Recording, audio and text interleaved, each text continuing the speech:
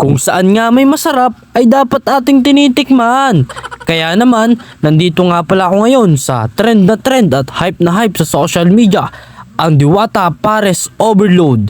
Panahon na para matikman kung masarap nga ba talaga si Diwata.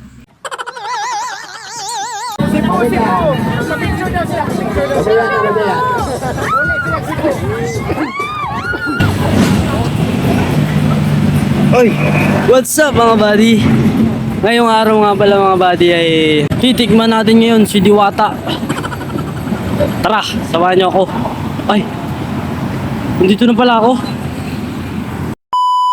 What's up mga buddy? Ngayong araw nga pala ay nasa PTX tayo at galing pa nga pala tayo ng Gumaka Quezon para lang matikman si Diwata. Bali nagbook na nga lang pala tayo ng angkas para direct na. Kakain na rin akong gustong kumain dyan. Ay, kakain doon. Pag nakikita ko, Puno ka lagi. Bali nadaanan nga din pala natin yung MOA. Tapos ilang minuto lang nandito tayo kila Diwata. Daming tao. mahala ka na, bumila ka na dyan. Dito ka na eh. Thank you po. Okay, ingat ha. Okay.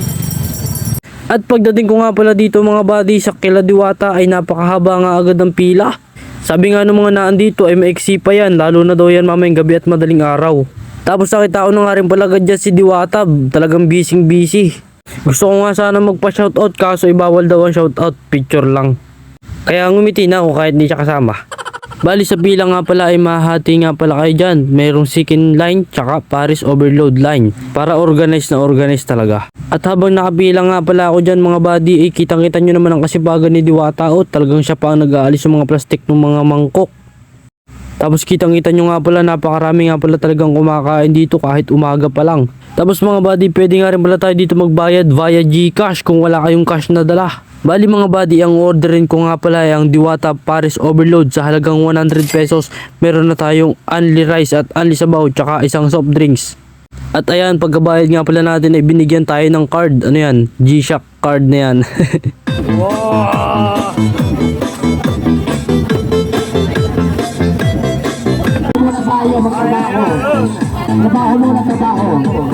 Tapos pinalagyan na nga din pala natin agad ng sabaw yung ating in-order na pares. Ito nga pala in-order natin, Pares Overload with kanin tsaka soft drinks. First bite. Diwatang Diwata. Tapos nag-food trip na nga rin pala muna tayo dyan. Food trip na naman ang mga itik. Bali ko i-rate ko nga pala itong Overload Pares si Diwata ay 10/10. Talagang kasi masarap.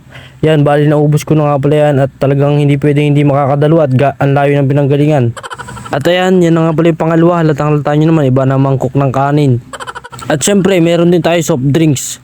Bali, tinikman din nga pala natin dyan yung holy water daw ni Diwata. Libre daw yan na nangalat pa nga. At yun mga buddy, ito nga pala sinasabing sari-sari store ni Diwata. At saka meron din nga pala dyan parkingan. 50 sa kotse, 20 sa motorcycle. Bali, hanggang dito na lang mga buddy. Salamat sa pagsama. Bali, like nyo naman dyan. Follow, tsaka share. Salamat!